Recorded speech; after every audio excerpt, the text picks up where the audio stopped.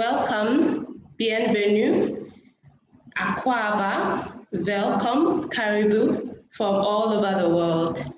Thanks for joining us today.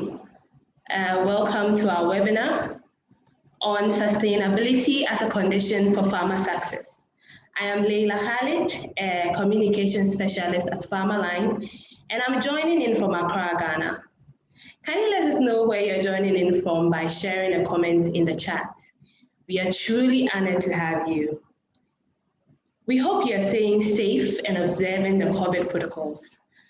So despite the challenges we are facing as a global community today, the agriculture sector continues to sustain us with our daily meals and raw produce of manufacturing. However, as we are aware, the sector comes with its own challenges. According to the 2020 Cocoa Barometer report, issues of poverty, human rights violations, labor rights, and environmental degradation are still rife in major value chains like cocoa, even though it has seen about 20 years of sustainability initiatives. And now the conversations on how issues can be addressed, these issues can be addressed, can be resolved, are gearing towards a more mandatory approach, away from the voluntary approach currently in place. So, what will the switch mean for the food value chain and all its players? But most importantly, what approaches can be taken to ensure businesses and farmers continue to thrive? Here to help us respond to these questions are Jack Stein, co-founder of Equipoise, and Wolali Senyo, who is the manager of partnerships and projects at Farmerline. Besides listening to our speakers, we would like to hear from you, all our participants. So in between the presentations, we will run polls to get your thoughts on some of the pressing issues we are discussing today. At the end of the presentations, we will also have a question and answer session.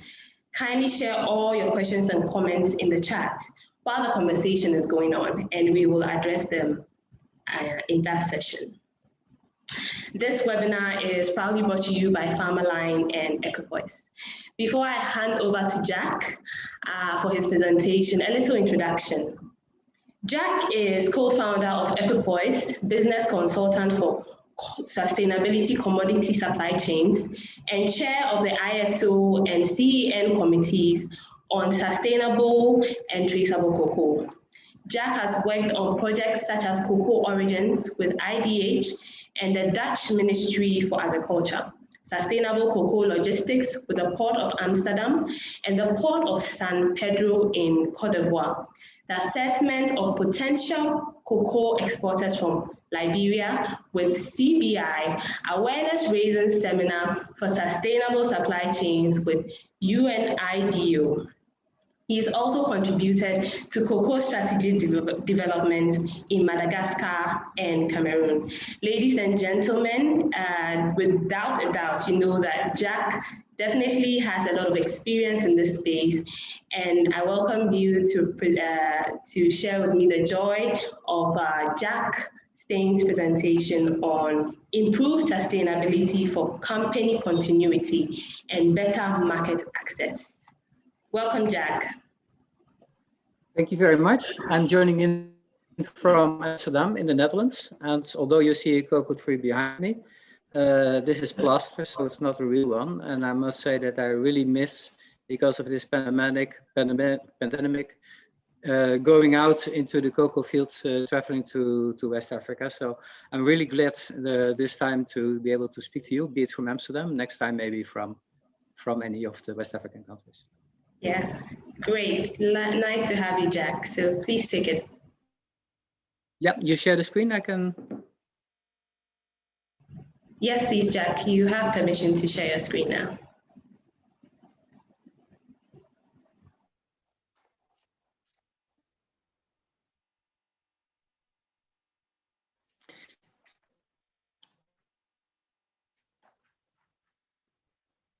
So improved sustainability as a condition for company continuity. Up till now, sustainability has always been seen as something that needs to be done and that is a burden to companies, but actually it should be seen as a condition for better market access. And as already said, Equipas is a consultant on sustainable cocoa. So we are working on quite some projects, and they have already been mentioned by Laila, so I'm not going into details here. These are the companies and the institutions that we have worked with up till now. And the other thing we do is we organize Chocoa. This year it will be a virtual event. I'll be saying something on that later on. Now, if you look at developments on consumer market, this is really where the company continuity in supply chains is very important. Cocoa, of course, is a relatively small market as compared to, for instance, coffee or palm oil, but it is a very important market. The cocoa market is dominated by Cote d'Ivoire, by Ghana, as you are very well aware. This is the production side.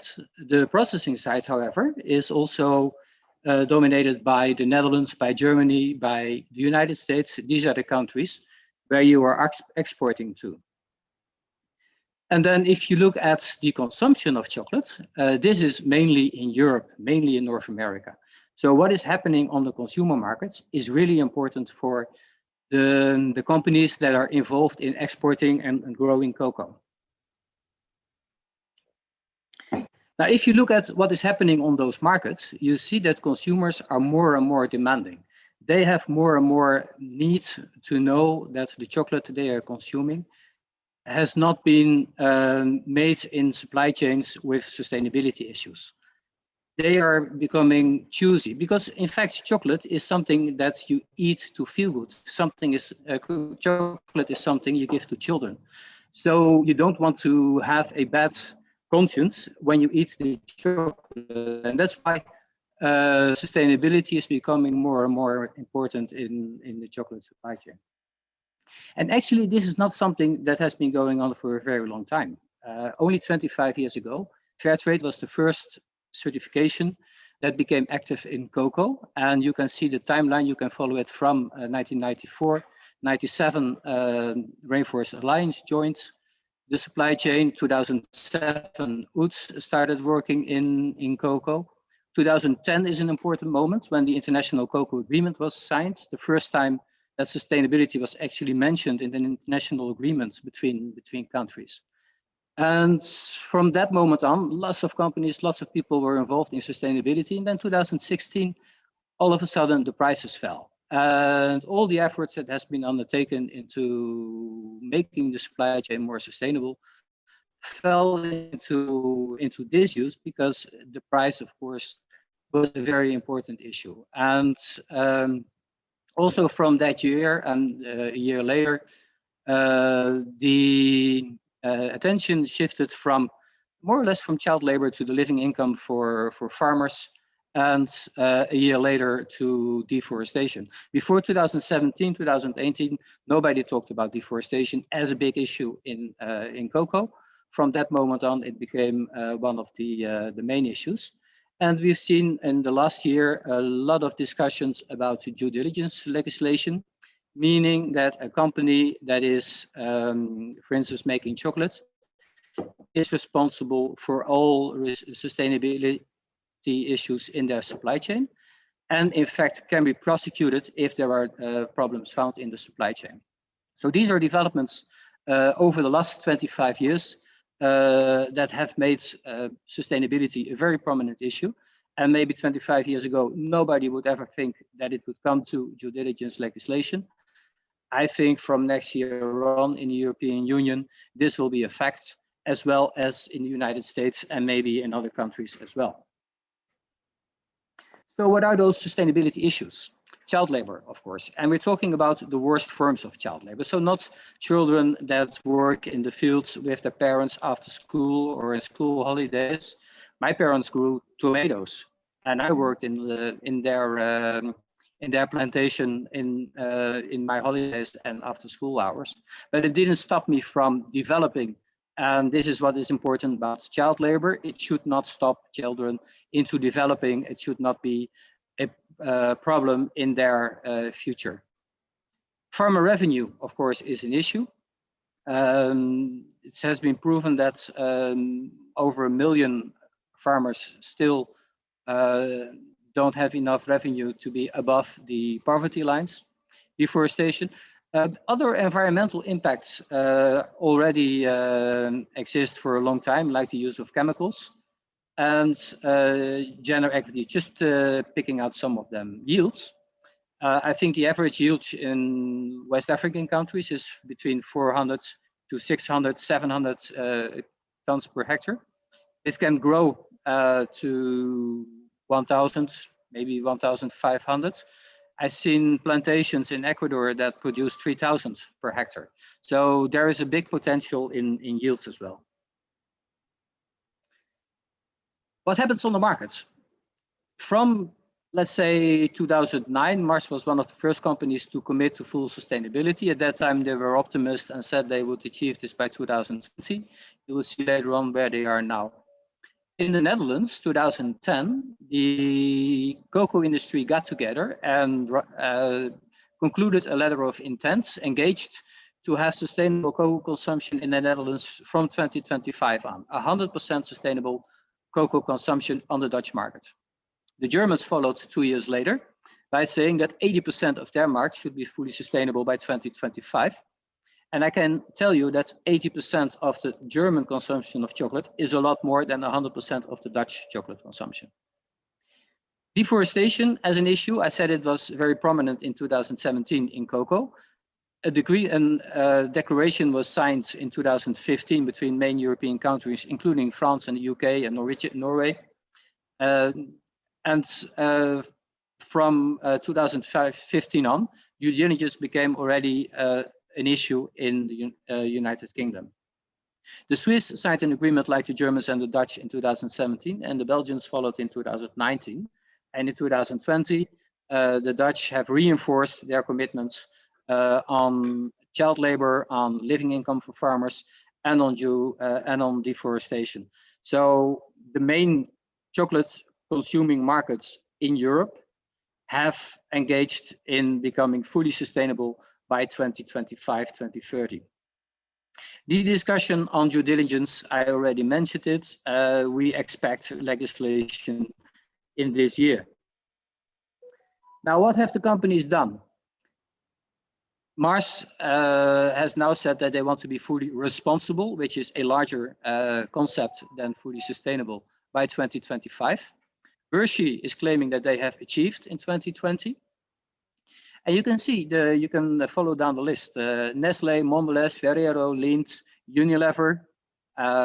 They are very big in chocolate, especially through their ice cream brands, Magnum.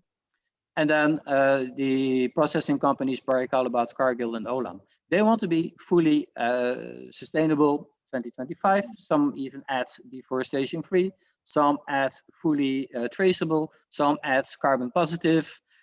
So you see, it's not only about the production of cocoa, it is a much wider concept of sustainability. But those companies have engaged that by these years, they want to be fully sustainable. And if you want to sell cocoa to those companies, you better prepare for that. Now, in 2018, companies had already committed and had already made some progress.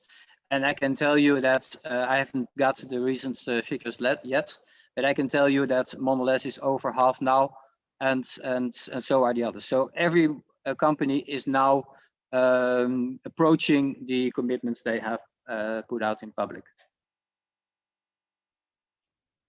And then what will happen in the future?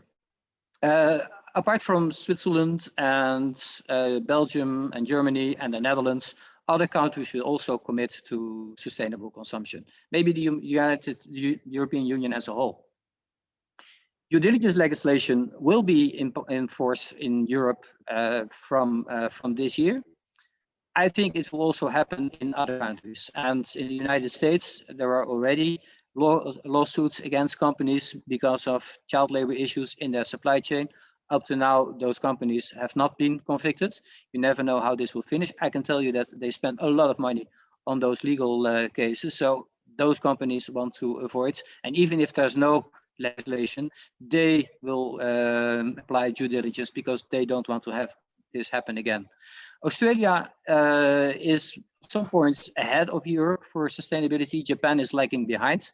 Those countries will also follow. And what you can say is that the European market, but also the US market, the UK market, other markets, they will close for unsustainably produced cocoa. Now, if you know that, and if you know that already now, then you should prepare for that, because this is how you prepare your business continuity. This is how you make sure that you will have market access also in the future.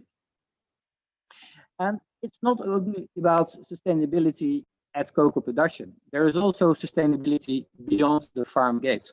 I have been working, it has been mentioned in the beginning, together with Port of Amsterdam and Port of San Pedro.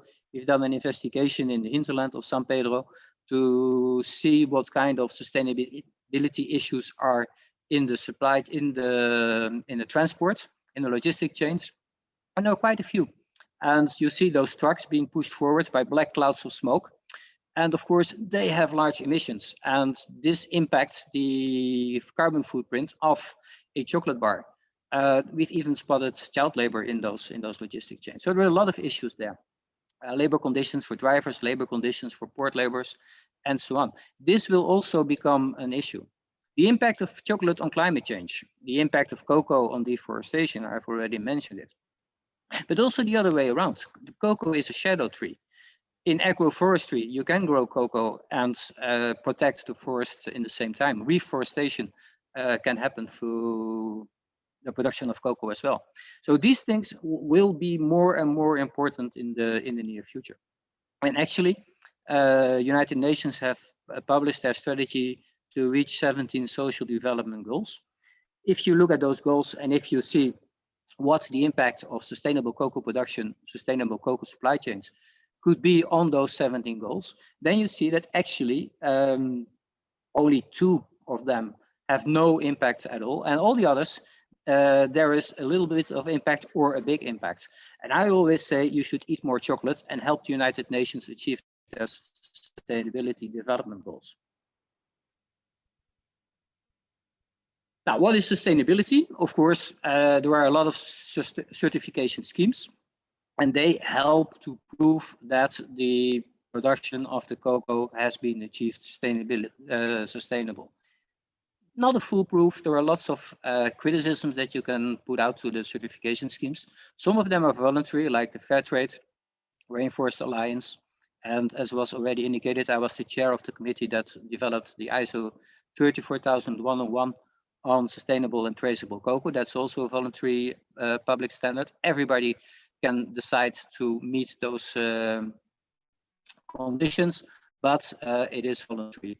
However, if you want to sell organic cocoa to the European Union, those certifications are mandatory. And you may be aware of the development of the African Regional Standard for Sustainable Cocoa. Not very much is known about that, but at this moment, we think that this will also be a mandatory public standard. Private standards are the standards developed by companies themselves, like Mondelez, like Nestlé, and they work with cooperatives that are active in their Cocoa Life program, Cocoa Plan program, Cocoa Horizons program. So if you're not in a program like that and you want to sell to Mondelez, then also you may want to wonder how you can do this into the future. Certification is not the instrument.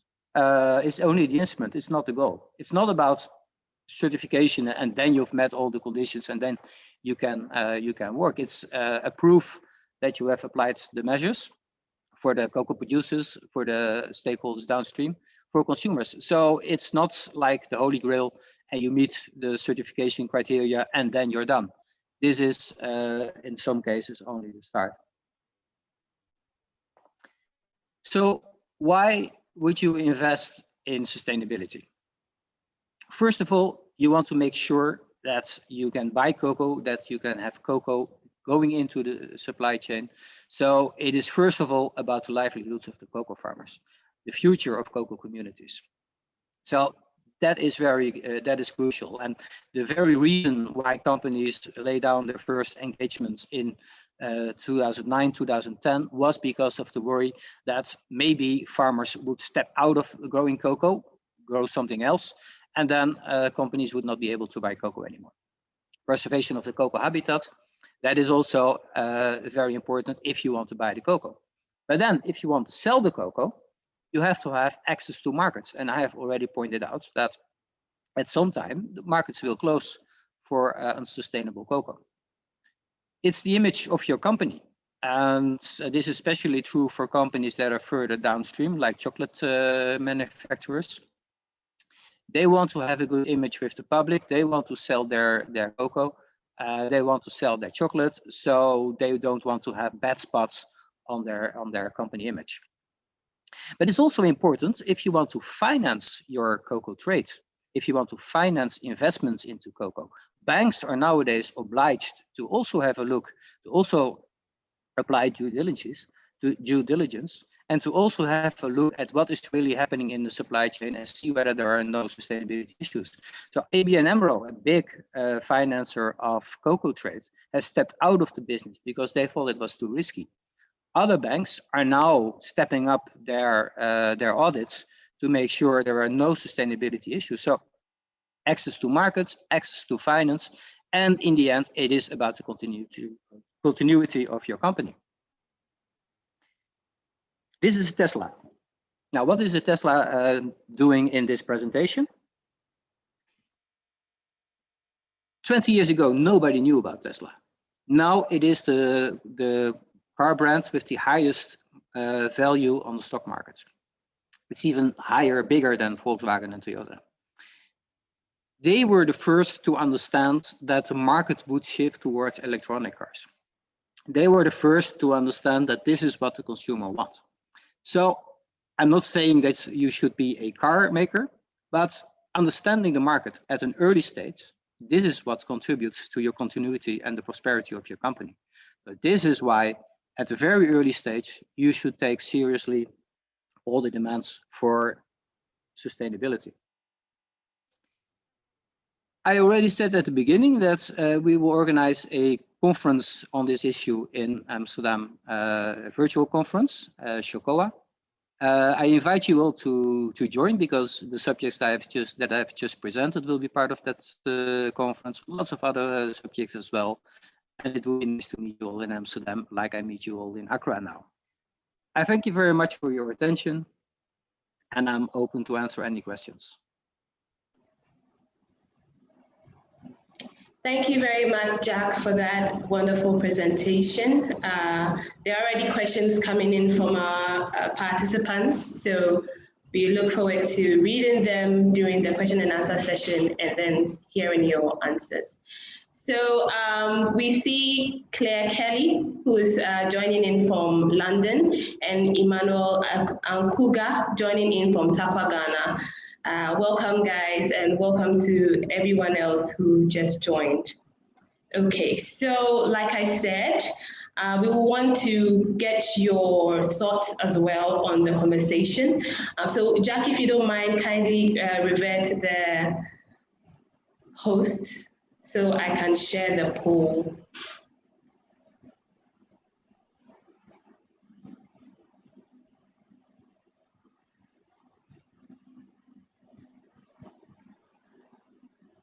Awesome. Yeah. Thank you very much. Yeah. So today, the first poll we'll take is on mandatory systems of due diligence, like Jack has taken us through. So the question, let me launch the poll right now so you can vote. The question here is, do you think adopting mandatory approach to enforcing sustainability standards is a way to resolve the sustainability issues in the food supply chain? And I already see people voting, so please do us the honors and put in your thoughts. This is anonymous, so we cannot see exactly who votes, but we can see the votes at the end of the day.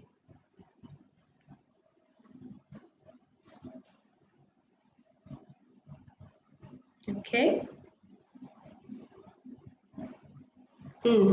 I see absolutely and maybe it has some potential, competing there. Interesting. Okay.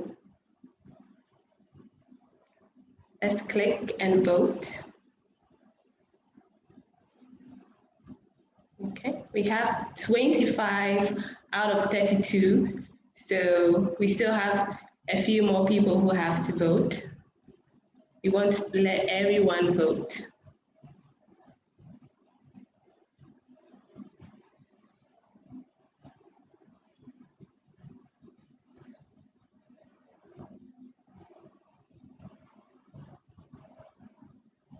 Okay.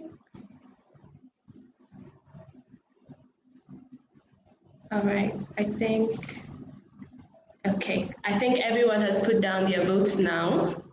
So I'll end the poll and then share the results. Thanks a lot for participating in this.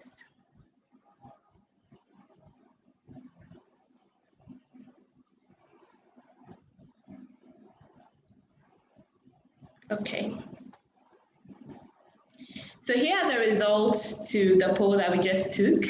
We see that absolutely we have about 43% in there. And then maybe it has some potential. It's actually leading with 47%. No, I don't think it would have much impact. 2 people voted for that, and that's 7%. I don't know. One person was, being very honest with us, and that was 3%. So thanks very much for the insights. Awesome, thank you. We will go on to our next presentation from Wolali Senyo, who is coming to speak to us about farmer success, a product of sustainability. So Wolali Senyo is the manager of partnership and project unit at Farmerline. He provides leadership, strategic support, and actively manages the company's potential clients and partner relations, such as key stakeholders in the MMDAs of the Government of Ghana, multinationals, NGOs, and local and international agribusinesses. Wolali has worked at the Technical Center for Agriculture and Rural Cooperation, ACP EU CTA. He has over 15 years experience in the field of agriculture and ICTs relating to mobile and web technologies for sustainable agriculture and rural development, with a focus on food security, knowledge management, agribusiness development, innovation, and agricultural policies. He is really endowed, you must agree with me. All right, so Wolali, it's your turn to give us your presentation, and I will give you the right to host now. Thank you. Take it away. Okay. Please let me know if you can see my screen. Yes, please, Wolali, we can. My pleasure to share with you some perspectives of how we believe at Farmerline we can make impact and make a difference in the lives of farmers, and by extension, business continuity for local and global manufacturers or traders across the world. What I hope my presentation would shed light on is the role of farmers and why farmer success is critical or crucially important to the sustainability as we are talking about, and its implication to business continuity, either to a local SME, agribusiness, exporter, global trader, or food manufacturer. I'll first begin by sort of trying to set this stage for what we mean by a food supply system, or sustainability. And I think a lot of us are experts. I just want to bring home why this is really critical. By 2050, and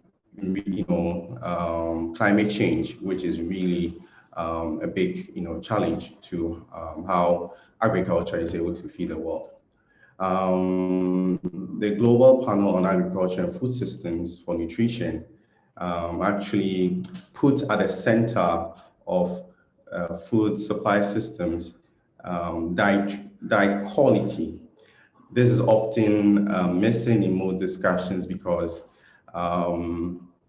the quality of diet is influenced by the person's purchasing power. But more importantly, the reason I think this is a very strong point to highlight is the fact that although food production is increasing overall, there is still inefficiencies. So for example, it's estimated that 45% of children under the age of 5 die because of malnutrition.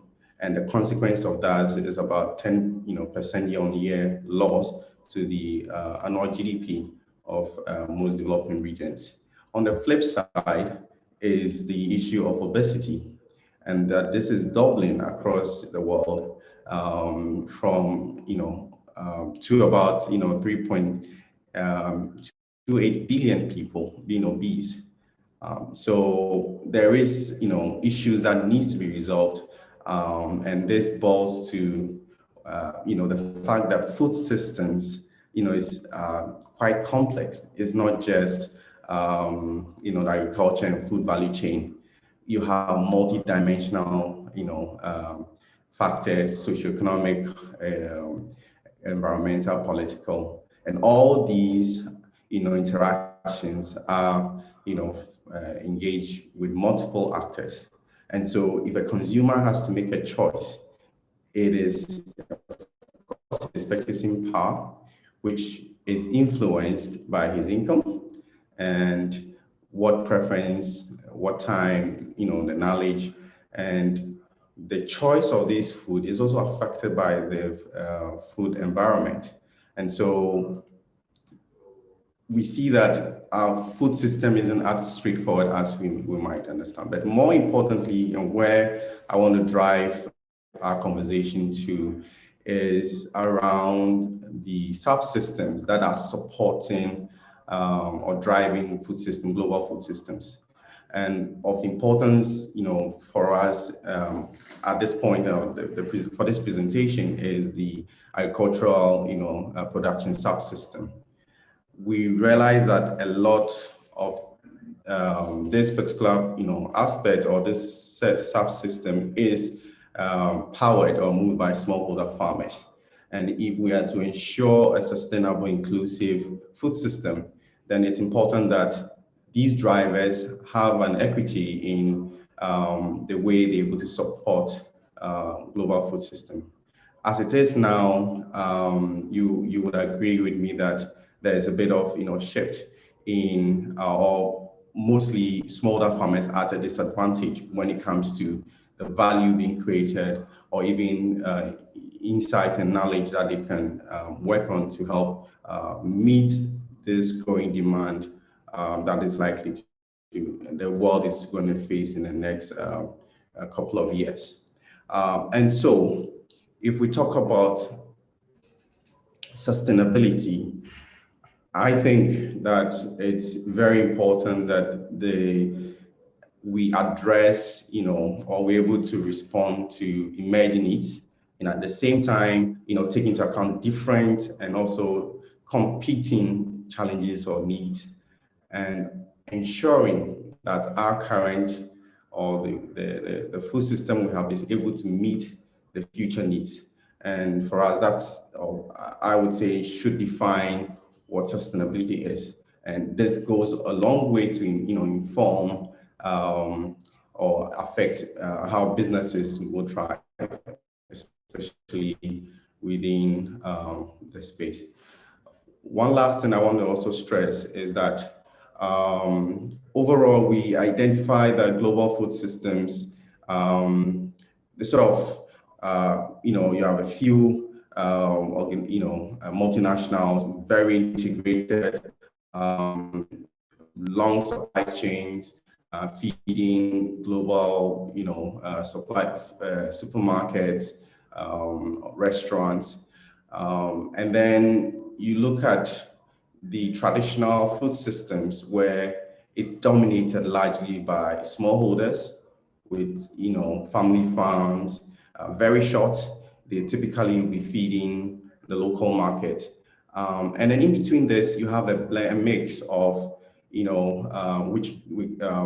literature calls intermediate, feeding some feeding, supermarket, but it's a blend of both short and long supply chains with, various integrations. Now, it's important to highlight these as this becomes very important in subsequent, slides that I'll be presenting. Bringing this home to why smallholder farmers. We roughly have about 75 million smallholder farmers feeding, living in rural areas and actually feeding a significant proportion of the world. And I wouldn't want us to debate on what percentage smallholder farmers are, contributing, but the fact is that it is significant, and it's important that it is recognized and we support that. On the other side, recent reports by African Development Bank also indicates that Africa's agribusiness sector is going to be estimated about $1 trillion. And I think there are a lot of discussions that we are very familiar with, but these are, issues that we need to confront head on. So a typical smallholder farmer, what are the challenges, what are opportunities that they face? I don't need to retreat this. These are, I think, established facts. We know that the literacy level is low, relatively low. Level of engagement is awfully inadequate compared to the opportunities and challenges. Is the fact that there's a need to be a fair and efficient market systems. Currently, we are having about 13% of produce from farm going waste. These data are more related to Ghana, but if you take this within the West Africa and African region, you realize that it is the same story.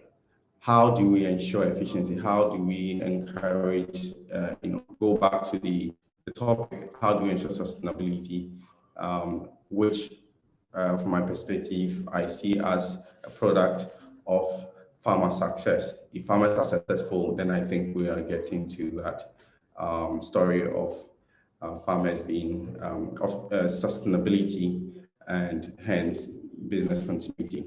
So there's an urgent need to call to action.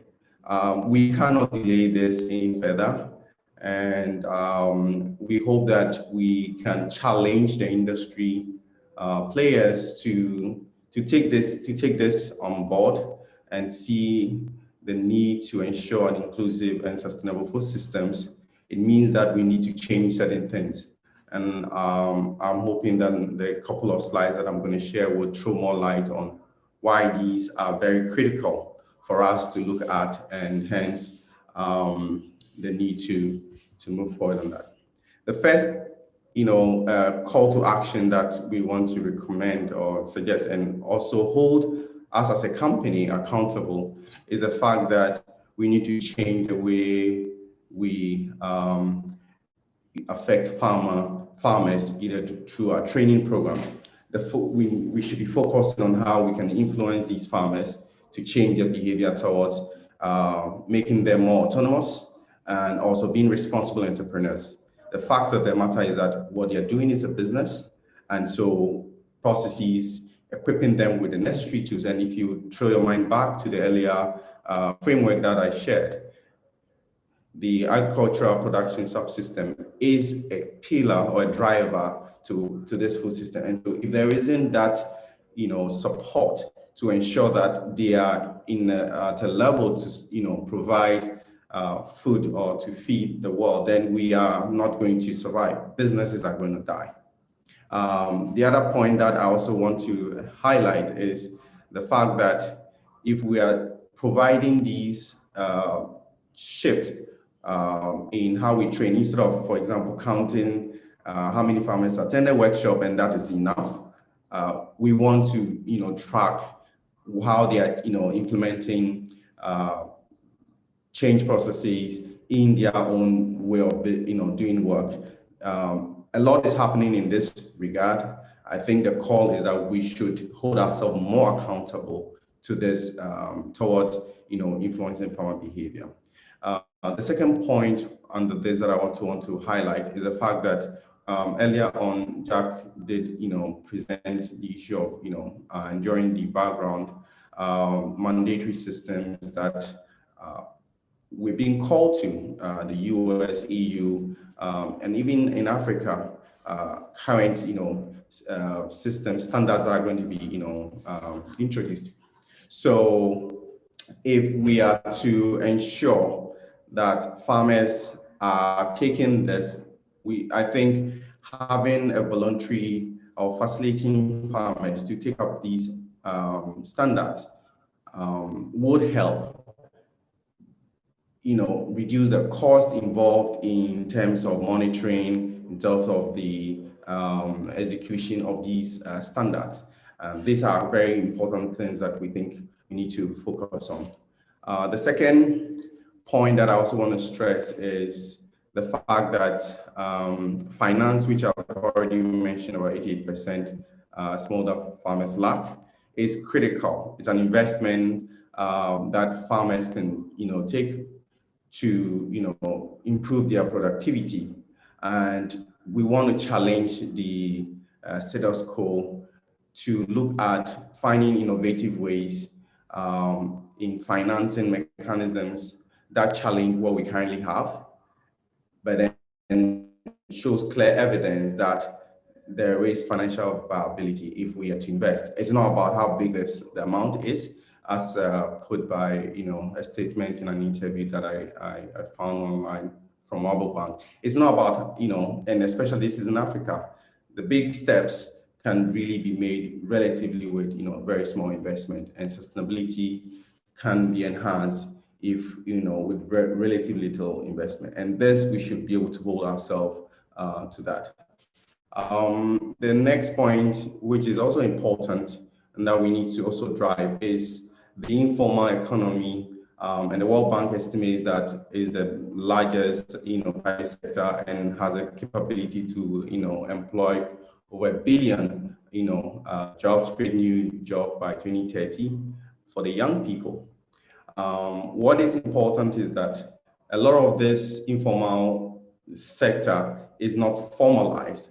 Buying from aggregators, SMEs, processes are very manual, but supporting and encouraging digitalization of these processes is going a long way to ensure that if a global trader, a food manufacturer is sourcing from an aggregator or a nucleus farmer, they know very well what they're doing, what standards they are maintaining, because the data will speak for itself. And ultimately, with advances in technology, in AI, machine learning, we are able to optimize data to plan, monitor, and assess intervention and how we can improve on them. Last but not least, I would say is the role of policy, that we need coherence and transparent policy. We can't stress this more than enough. It is a fact that agriculture contributes to climate change, and that climate change is also negatively affecting crop yield. And if we have to take urgency with this, so many policies have been enacted. You can name them goals and whatnot. There is a need to be more transparent and a need for us to ensure. What I want to end with is the fact that sustainability is a long-term agenda. According to Tillman and Clark, if we neglect sustainable food systems, the consequence of that is that about 80% of global gas emission, we're going to contribute 80% of that by 2050. It is no longer a do-good, thing of saying that I'm doing this sustainability program. We need to have a more concerted, a more coordinated effort thought through to drive it as part of our own business process. And so sacrificing our, long-term goals for short-term gains definitely is putting our global food systems in a way that we cannot meet our current demands and also the future of our population of the world would be at stake. And so we cannot emphasize how urgent it is that we take action now and drive the quest for farmer success, helping farmers. That in it is a measure of what our sustainability programs are. Thank you so much for your time. Great one there. Thank you so much, Walali. That was very insightful. Thank you very, very much. I'd like to remind all our participants that we would be entering into the question and answer session very soon. So kindly share all your questions and comments under the Q&A section, the Q&A tab. You see very exciting comments also coming in that I'll be reading shortly, but it's time for another exciting poll. So Walali, kindly revert the host so I can share the next poll.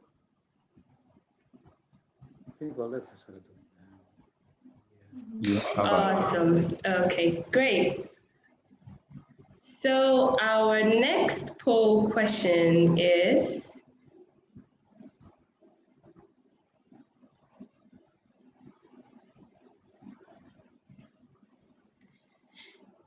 how is your organization addressing negative consequences in the supply chain, like child labor, deforestation, and poor farmers? Kindly select any of the options there. The poll is live. First option is formulating strict internal and supplier policies. Nothing really. We have active projects addressing these issues, or not a priority for our business, looking to do something soon. So let's see how this goes. Oh, wow.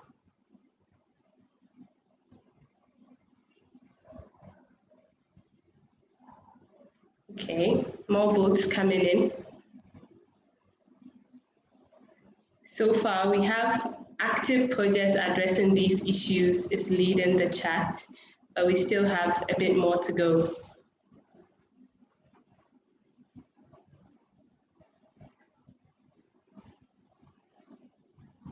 Keep voting.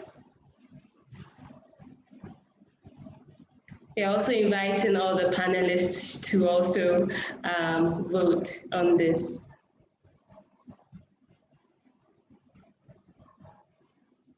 How is your organization addressing negative consequences in the supply chain, like child labor, deforestation, and poor farmers?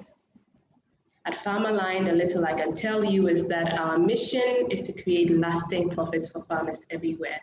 So from harvest all the way to market access, from inputs, planting the seed on the ground, all the way to market access, our focus is to make sure that farmers prosper at the end of the day with the very best of inputs and then education.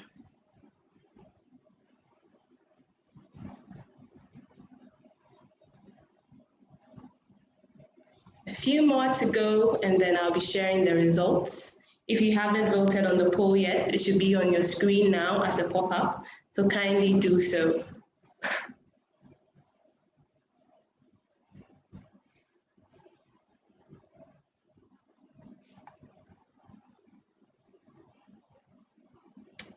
Okay, so I would end the poll now so we can see the results.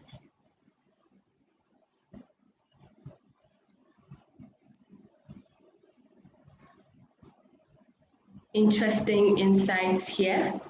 So as we can see from our screen, we have active projects addressing these issues is leading on the poll, 77%. Next is formulating strict internal and supplier policies with 23%. Then looking to do something soon, 15%. Next is not a priority for our business, 12%. Nothing really is at the bottom with 8%. Thank you so much for your insights.